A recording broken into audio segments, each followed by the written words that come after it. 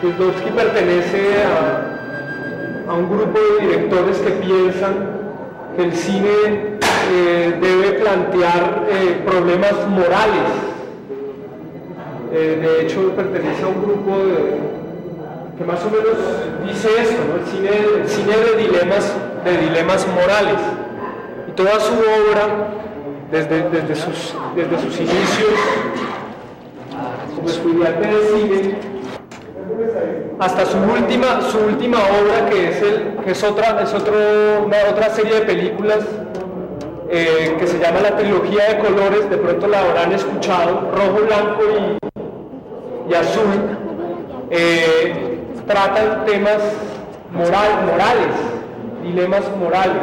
En las películas que estamos viendo, los valores de los que trata Kieslowski son los 10 mandamientos.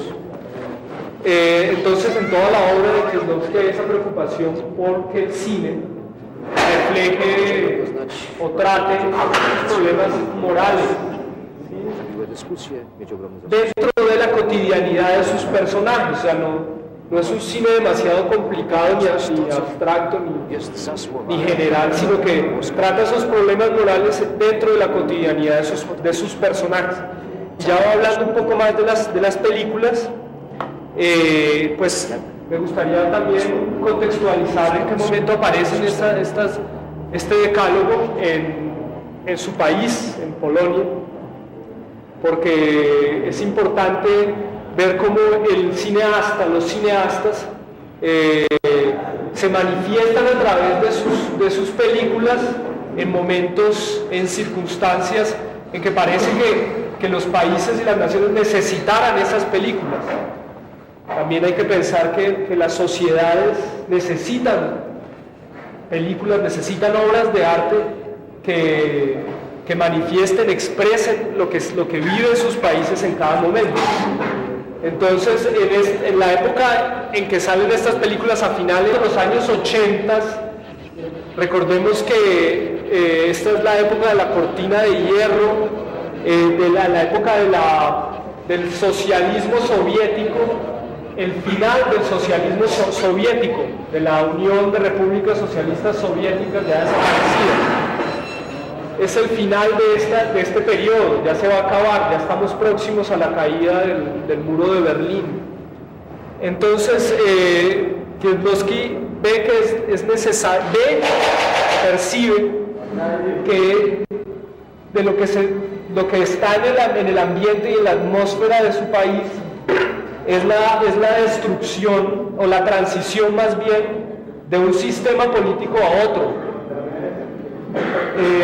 Con lo que se encuentra Kieslowski es hablando en sentido metafórico, con las ruinas que ha dejado el sistema socialista, que ya entró en decadencia. Entonces, la función el compromiso que tiene su película es con reconstruir o encontrar de nuevo los valores perdidos o destruidos durante el régimen, o olvidados durante el régimen socialista. Son los valores cristianos, ya que Polonia pues es un país tradicionalmente creyente, muy creyente. Entonces, en esta época de decadencia del régimen socialista, él mismo lo dice, que él veía que las personas vivían sin saber por qué, ¿sí? Vivían sin explicarse cuál es la razón de su existencia. Por eso es que son personajes, y por eso es que son películas tan oscuras, tan incomprensibles en cierto momento, porque las vidas de esos personajes están viviéndose sin que ellos sepan muy bien por qué.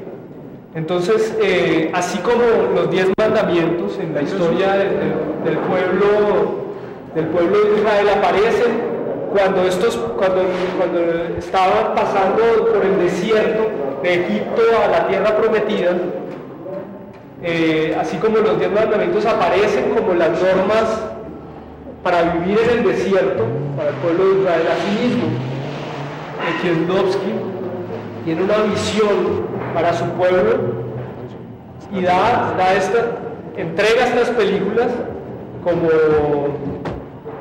unas normas o como unos valores para que su país afronte ese cambio que se va a venir, esa transición que viene al capitalismo, que realmente es otro sistema salvaje y otro sistema donde los valores también tienden a perderse. En ese mismo sentido está toda la obra de Kieslowski, sobre todo sus últimas películas.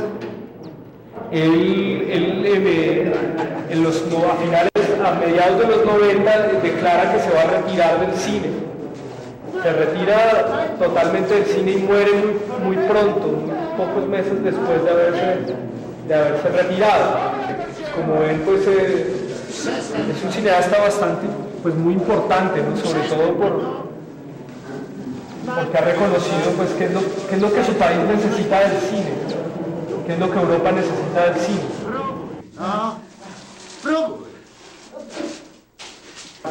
El proyecto que se desarrolla los lunes o una vez semanalmente, que se llama Cine al Patio, cuyo objetivo es presentar cine en las cárceles, cine para divertirnos, cine para hacerlos reflexionar y pensar sobre algunos asuntos del cine mismo y de la realidad y de la vida.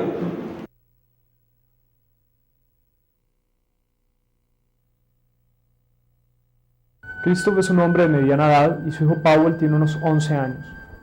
Ambos, sobre todo el padre, confían plenamente en lo que algunos llaman la inteligencia de los computadores.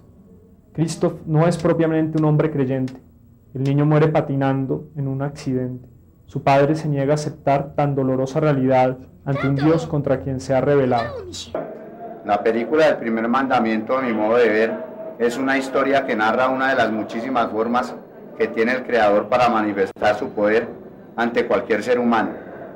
En este caso, ante un incrédulo, la corta vida del niño transcurre como la de muchos o todos los seres, es decir, en la búsqueda de respuestas a las preguntas: ¿quién soy? ¿Por qué existo? ¿Qué es la vida y la muerte? Interrogantes para los que tenemos cada uno respuestas diferentes, unos basados en la fe que profesan y que en muchos son solamente conceptos que se transmiten de generación en generación, algo hereditario, y que por ser inculcados de padres a hijos con cierto autoritarismo no admiten cuestionamientos, que al ser resueltos son la mejor manera de construir bases firmes respecto a lo divino y lo humano. En el caso que nos ocupa, en tanto que la tía del niño le inculcaba espiritualidad y le daba explicaciones religiosas de la vida y la muerte, el padre de la criatura llegaba al punto de afirmar que incluso un ordenador tenía avisos de humanidad en la medida de que de algún modo tenía capacidad de discernimiento cuando elegía una opción. Sin embargo, ante la tragedia ocurrida y para que no tiene una explicación científica, siente en su vida la existencia de la inteligencia suprema que de forma brutal y contundente se manifestó afectando a su hijo. Eso fue lo que escribí acerca de eso. O sea que de todas maneras el que manda, manda. Así de sencillo, sí. Es que el tipo pensaba que todo tenía que ser regido de acuerdo a los parámetros que la ciencia nos ha brindado. Y pues yo creo que todos ustedes vieron la película, el tipo, para que el niño vaya a patinar en el hielo, primero llama al Instituto de Meteorología y tiene un poco de datos, pero al final el dado echa lo que quiere. Voy a dar la cara. En la noche de Navidad, dos exesposos se reencuentran. Ella le pide a él que le ayude a buscar a su actual marido, presuntamente desaparecido. En realidad, está completamente sola y necesita con angustia de la compañía de él. Todo esto se aclara, se despiden y él vuelve a casa al lado de su actual esposa. A los que no le interesa el mandamiento por sí mismo, ¿no? Ni el carácter sagrado religioso no está expresado, sino a través de la experiencia de sus personajes.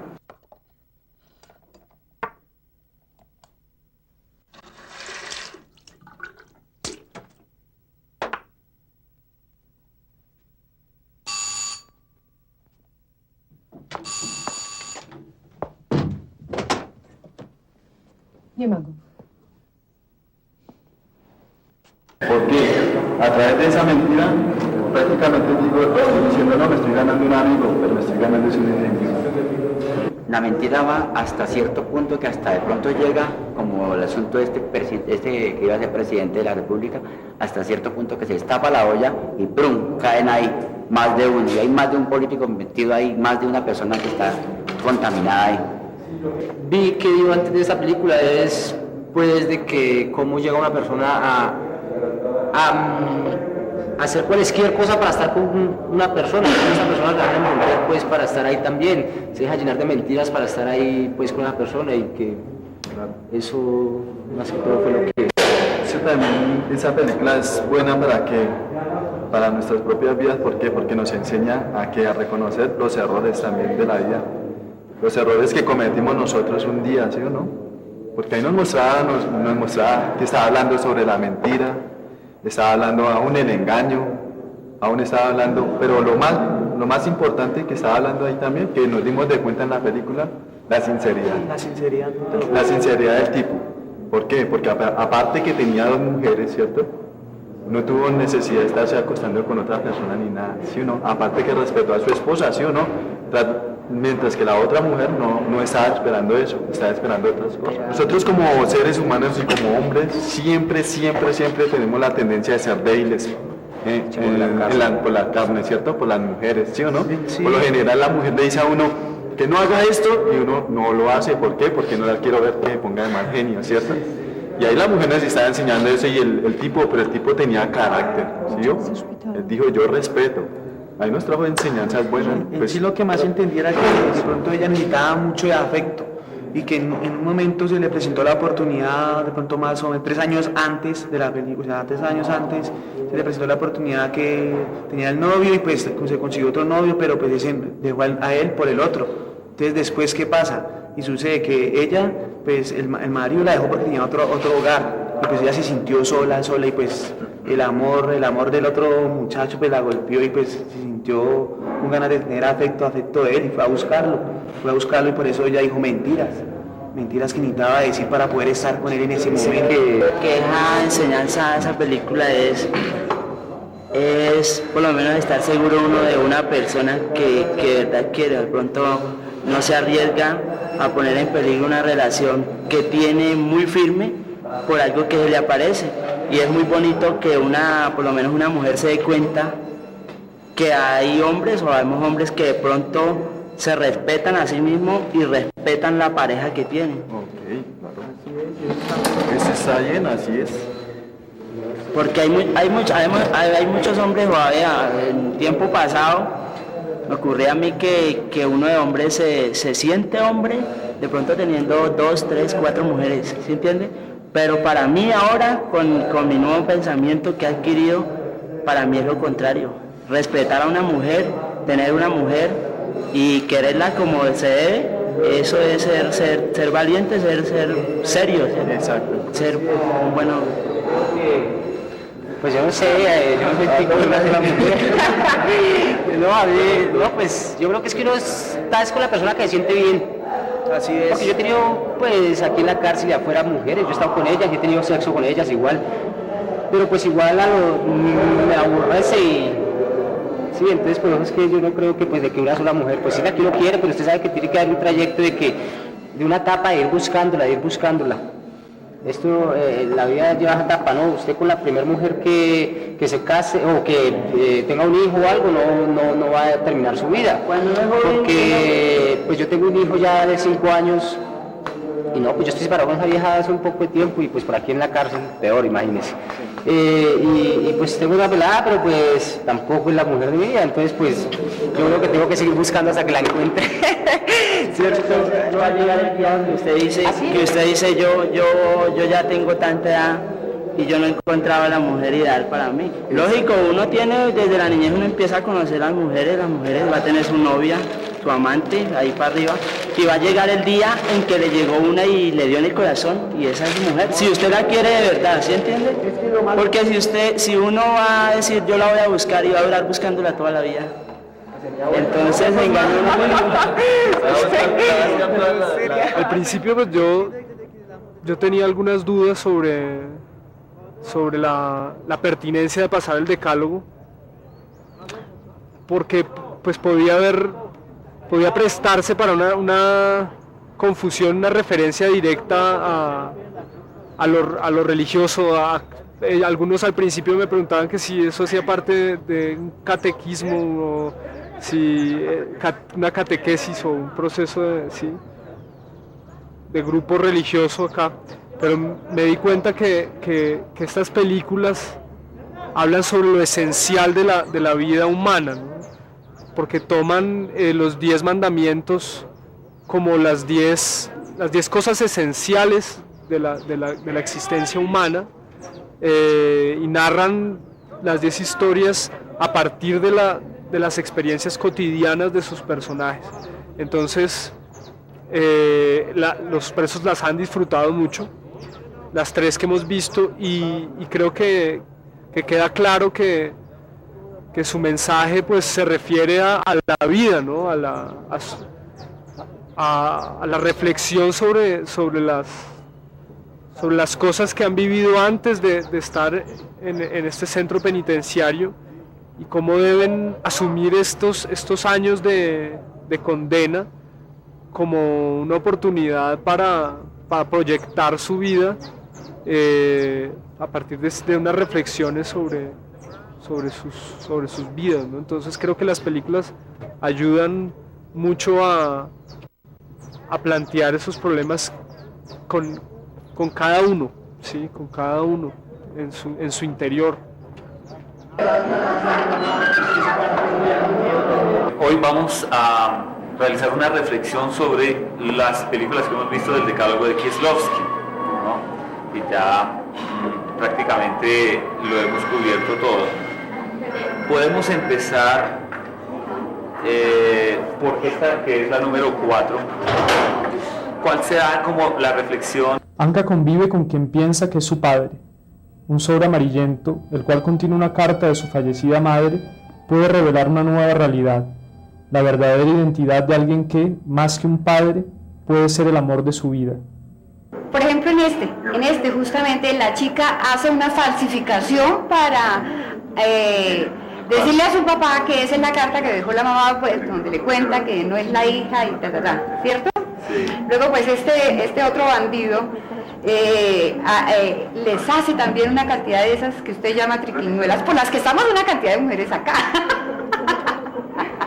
Es muy divertido cómo se desgasta el Estado, ¿no? En una cantidad de funcionarios públicos que perdieron la plata. y muchas mujeres en cosas tan simples, tan insignificantes, han venido a parar a la cárcel. Un abogado recién graduado duda acerca de la naturaleza y objetividad de la justicia humana. Un joven, afectado por la temprana muerte de su hermana, se caracteriza por una conducta agresiva hacia sus semejantes, hasta el punto de asesinar a un taxista. Es capturado, y a pesar de la brillante defensa que hace de su causa, el mencionado abogado es condenado a muerte. La pregunta se la vuelve a hacer con más fuerza que nunca el abogado. ¿Tiene la justicia todas las razones de su parte? El personaje de esta historia, él mata y asesina a los taxistas, pero porque tiene un trauma psicológico. Anteriormente pues la hermana la mataron, y entonces por eso es que él encarna la venganza hacia los taxistas, ¿cierto? Entonces la frustración de él es pues que la hermana no está viva, no está con él. Tal vez por eso él hace las cosas a su manera, y esa es su manera. Es el abogado también. Es el cuestionamiento que surge ahí, realmente, es el abogado. Claro. Porque es ese monólogo que se establece en él, ¿no? El monólogo que se establece sobre su actuación, sobre su yo, sobre su ser, ¿sí? Y sobre lo que él piensa de la justicia y de la vida y de la muerte. Claro. Y del modo como se administra la justicia ahí en el estado que él está. Y vuelve y surge la problemática de la justicia. Nosotros somos delincuentes, mientras no se diga lo contrario, y hay juicios tan injustos acá, hay situaciones tan absolutamente absurdas, que como que la justicia pierde su sentido. pierde la categoría que se le da de armonizar a la sociedad, ¿cierto?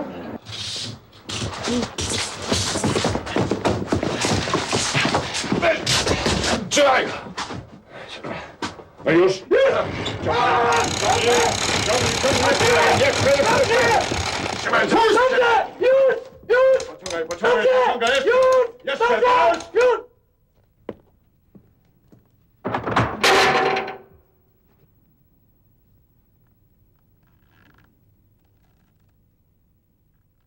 Me llamó mucho la atención no hurtar, que es cuando una madre roba su propia hija, se la roba a la madre de ella, le roba a su propia hija.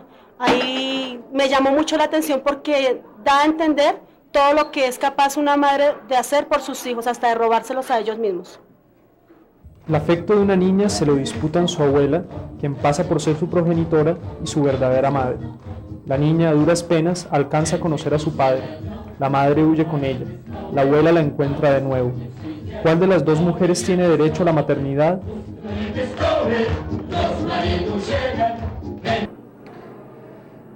Pues sin duda que ha sido una experiencia para mí personalmente extraordinaria. Es decir, a través del Decálogo, que es una serie de películas tan sumamente profundas, tan motivantes en el sentido de que invitan a la reflexión desde tantos aspectos. Entonces eso ha producido que durante todo el proceso del curso que hemos tenido, los cursos que hemos tenido, porque tengo dos, haya sido motivo de enriquecimiento pues para mí personalmente, porque las reflexiones de las personas que participan en el curso son para mí más que pertinentes, en muchos casos son sorprendentes, es decir, de lo profundo que es cada concepto que emiten y como el compromiso con el que asumen un curso de apreciación cinematográfica. Ese decálogo, ¿no?, nos plantea una forma que se inventaron desde antes de la era cristiana de tener control social y armonizar la sociedad, ¿cierto? Y son reglas elementales mínimas de convivencia. El resto es pura carreta. El resto es todo lo que ha aguantado la universidad y los académicos y los estudiosos para ponerle flores al embuste de sobrevivir.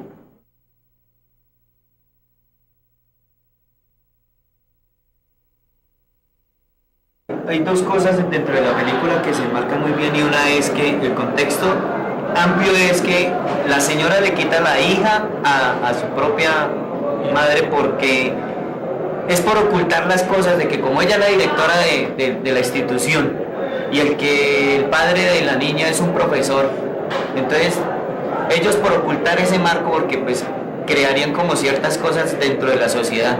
Eso es algo de la sociedad, ocultar, siempre nos gusta ocultar las cosas, y ella trata de ocultar es eso. Y lo otro es por presionar a la hija de que llegue mucho más allá de donde quiere llegar, o sea, lo hacen por unos estudios, por unos principios de educación y todo eso. Es en sí las cosas, el planteamiento de la película.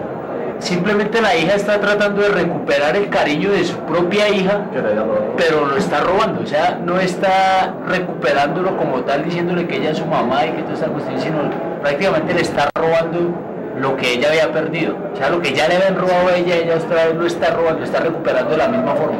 Pero tratar de recuperar algo que es de uno es robar. No. Eso se llama recuperación. Recuperar el cariño perdido ya de que le había robado a la abuela.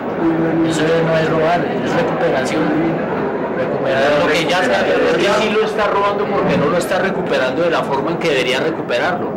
De igual forma lo está robando.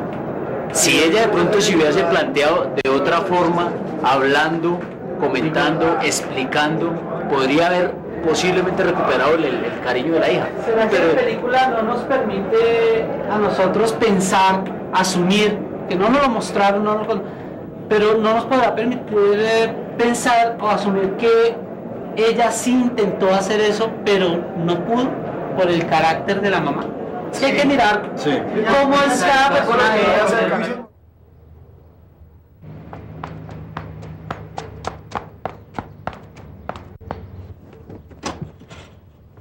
Ania, Anulka. Anulka, moja kochana. Moja malutka, moja. El ciclo de películas nos sirve, de las películas de este señor nos sirve para que lleguemos más al fondo de los asuntos, para que no tomemos las cosas como tan superficialmente, como viendo solo lo más tangible, sino nos conduce a pensar, a buscar dentro de sí mismos respuestas a las preguntas que todos tenemos por la misma naturaleza humana, y nos conduce a hacernos sentir que no solo somos carne y hueso, sino que tenemos un espíritu y que las cosas tienen una razón de ser mucho más profundas de lo que parecen a simple vista. En este ciclo, las películas que estamos viendo nos muestran de que podemos cambiar los sentimientos, que podemos cambiar ese pensamiento, esa idea, y aceptar lo que dice aquí mi compañero, de que podemos llegar a resocializarnos. Podemos llegar a cambiar de pensamiento. Como está esto, toca, me deja la inquietud de que el cine no es solamente también una cosa para pasar el tiempo, sino que se puede utilizar para hacer de nosotros mejores personas y para que la gente conozca, porque lo que hace el director es dar a conocer lo que él siente para sí y tratar de que los demás entendamos su punto de vista, su manera de ver las cosas. Después de estar más o menos año y medio trabajando con Cine al Patio, la experiencia de La Modelo, del Buen Pastor, pues hay muchas complicaciones pues, por cuestiones de seguridad, de entrada, salida de la cárcel, pues que se entienden, y el proyecto se ha adecuado a eso. Parte de adecuar el proyecto a eso pues fue pensar que teníamos muy poco tiempo para poder trabajar a nivel de largometrajes como se venía trabajando, y se me ocurrió pues algún día que podíamos empezar a presentar cortometrajes. Sin embargo, pues la idea fue madurando y terminamos pensando en el decálogo, no solo por la duración de cada uno de las películas, sino también por el contenido. Parecía que era un contenido acertado, que era un contenido que podía dar una lección más allá de cualquier implicación religiosa, así como nos permitía hablar un poco sobre la vida, y eso motiva mucho a las personas que están en la cárcel. Las personas quieren hablar sobre su vida, sobre la vida de los demás, sobre lo que han visto, eso es muy importante, y estas películas nos dan la oportunidad de que ellos puedan hablar sobre eso, puedan también sentarse un poco a pensar.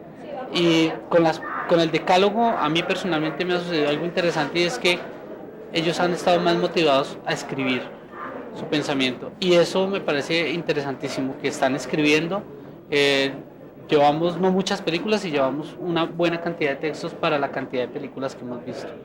Entonces la experiencia ha cambiado, me parece que ha agarrado como un norte en este curso especial que estamos haciendo, y siento que la retroalimentación con los reclusos ha sido muy interesante.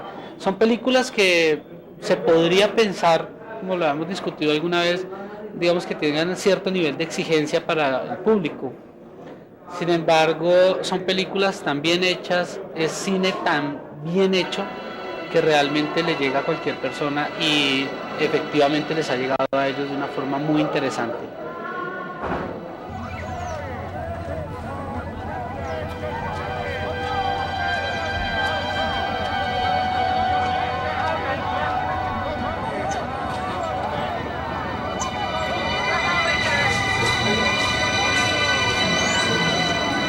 Según lo que se ve en la película es que la María tuvo a la niña de 16 años, ¿sí? y la mamá la recogió y le dio pecho y todo, la tuvo como su otra hija, ¿sí? Pero en sí, la mamá de María no quería ir a la niña y el papá quería a María. O sea, la abuela le robó el amor a la niña, Pero yo digo que eso siempre son documentales que sí existen en la vida. ¿Sí? Todo eso sí que ha sucedido, como puede existir también. Son niñas de pronto de 14, 15 años que se enamoran del profesor. Y el profesor sin nada, venga para acá. De una vez. No la perdona. Esa me pareció un poco triste por lo que en esa yo me reflejo mucho. Porque eso me sucedió a mí con mi mamá cuando yo era pequeño. Ella me dejó a mí con mis abuelos y ya hasta hace como 3 años fue que volvió otra vez de nuevo a buscar a mi mamá y la encontré, y es un problema para vivir con ella porque como nunca estuve al lado de ella ni sabía qué era lo que le gustaba a ella ni nada de eso, pues por eso me vi reflejado en esa cinta. Y pues el final sí fue muy triste, eso sí, para que eso sí casi me hace llorar, pero bueno. Uno se pregunta qué va a pasar después, ¿no? Sí. Dejan el final totalmente abierto al público. En la incógnita. Sí. Vengo al Alcaraván y lo primero que tengo, ¿cómo decirlo? Lo primero a lo que me enfrento al venir al Alcaraván es al viaje, a la geografía de este campamento, bueno, lo que tengo que pasar para llegar aquí. Tengo que pasar por la montaña, me traen una parte en moto, atravieso unos ríos, a veces llueve, bueno, pero no importa, es un tiempo que se recorre, es otro viaje que se realiza, como el mismo viaje de hacer o ver películas.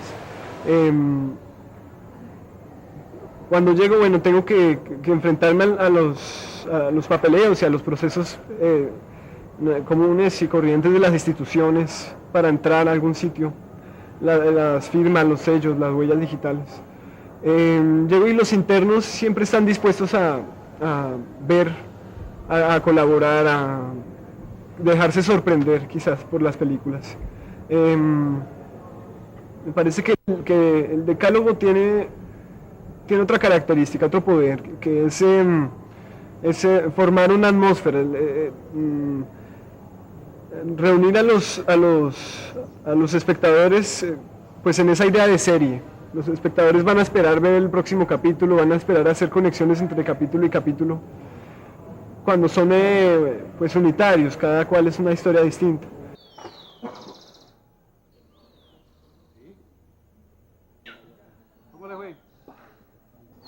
Bueno, esto es la cárcel de máxima seguridad de Cómbita,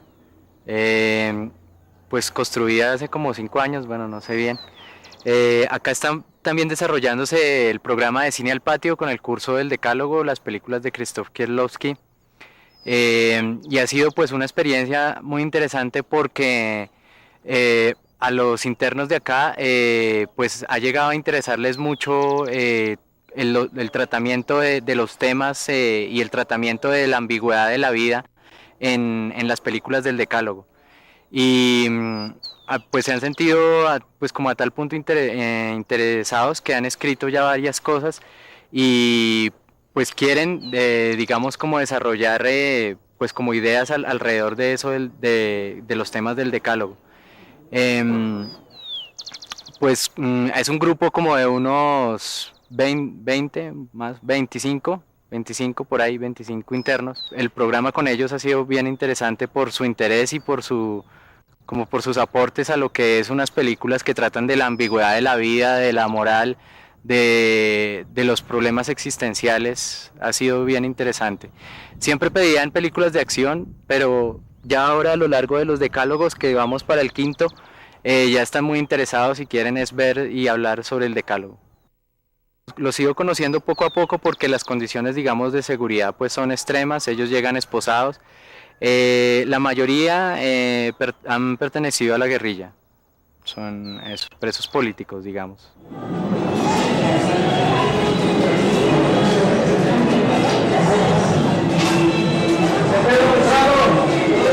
La fotografía en una película.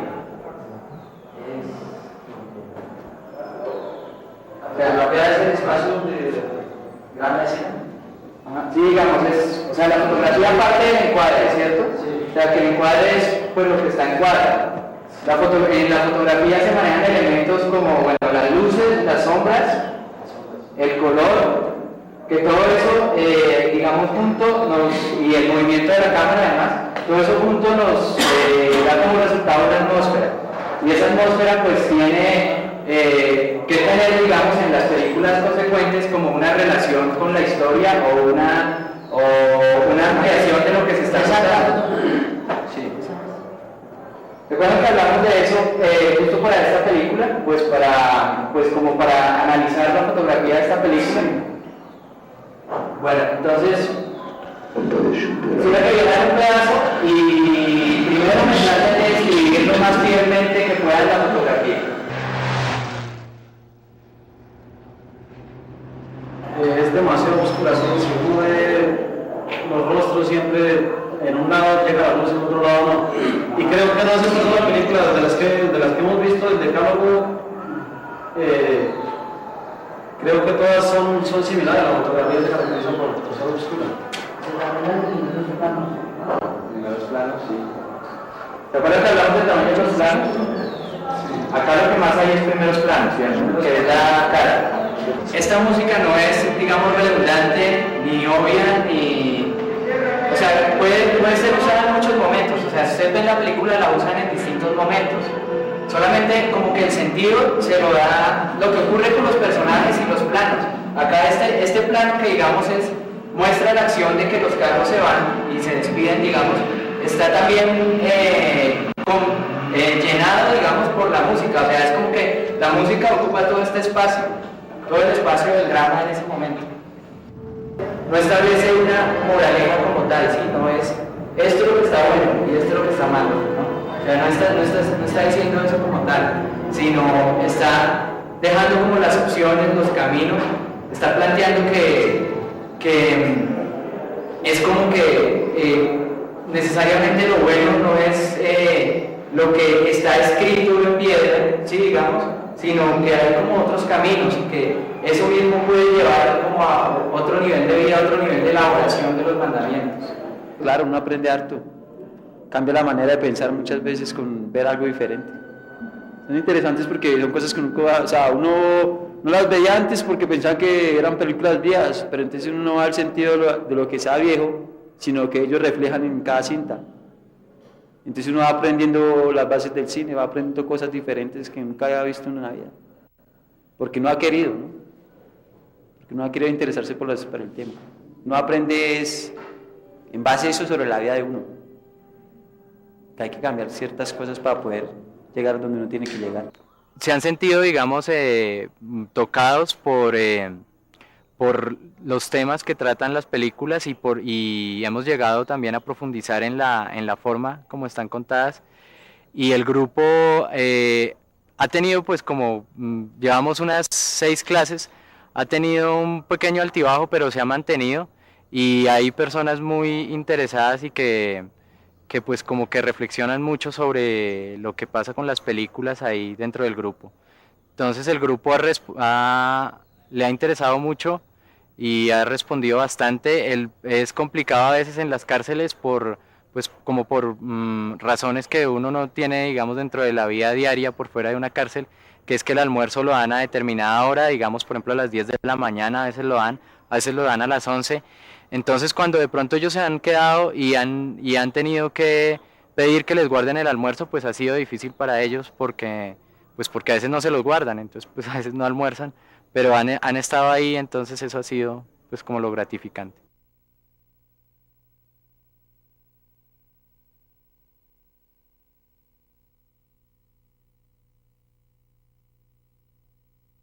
A mí me parece que el espacio de Cine al Patio es un espacio bien interesante y es también como una forma de selección natural. Aquí el que viene y pone atención es porque quiere ir más allá de sus narices. Eso es algo importante de verdad dentro del programa de Cine al Patio, y es que al menos nos está abriendo como una brechita dentro de nuestros propios sentimientos. Sería muy chévere que siguieran habiendo esas clases de talleres para muchas personas, no solamente acá, o que siguiera habiendo la oportunidad porque eso nos abre mucho a nosotras, o sea, nosotros como que nos quita un velo de los ojos. Todo eso es un buen proyecto hacia el nivel carcelario de las personas. Aprenden, enseñar, es bonito aprender de los que saben. Me parece un hecho muy constructivo para nosotras, un acto cultural como es el cine, y aparte cine que no es nada comercial y europeo, lo cual me alegra el doble por ser yo de allí. Me aporta mucho, me enriquece, porque yo estudié cine y pienso que es una forma de mirar más hacia el futuro en lugar de retroceder, al contrario, avanzamos, porque son películas las cuales te hacen reflexionar, pensar en los problemas cotidianos de cada uno y ver que también los otros tienen problemas, que no te hacen evadirte un poco de tu situación, porque ves los problemas generales que padecen todos los seres humanos y el profesor pues me parece estupendo y me encantaría que el ciclo no solo se acabara con el decálogo, sino que continuáramos viendo más cine, lo cual es una gran pasión para mí.